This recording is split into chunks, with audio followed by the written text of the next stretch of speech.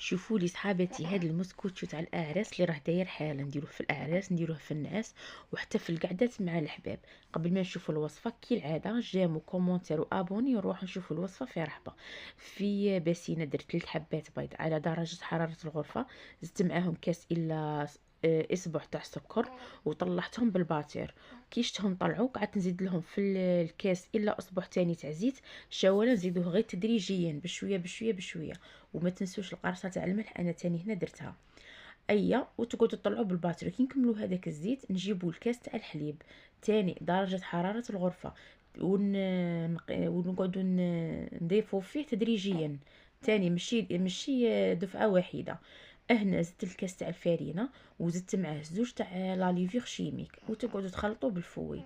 من بعد زدت الكاس الزاوج، وهنايا دات لي 2 كيسان وربع.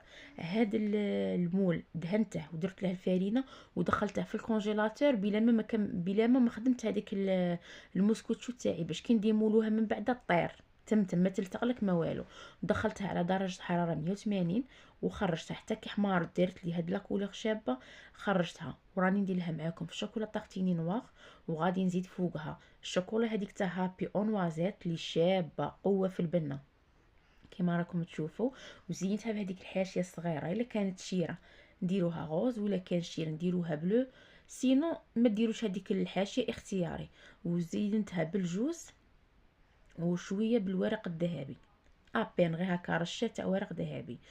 وكما راكم تشوفوا فيها شابه وجات خفيفه وكاع شكاين بنينه. ما تنسونيش الشيرات بجمل الصفحه باش نستفادوا من بعضنا البعض، وكومونتير شباب كيما نتوما، وبارطاجوها مع الحباب. وهذه راهي اقتصاديه، ما راه فيها والو، 3 حبات بيض وفي المول الكبير وتخرج لكم شابه كاع شكاين كيما راكم تشوفوا. يا درا. وهنايا رانا مع بعض الصور، وما يمكنش نكملوا الفيديو وما نخرجوش للغازون الاخضر.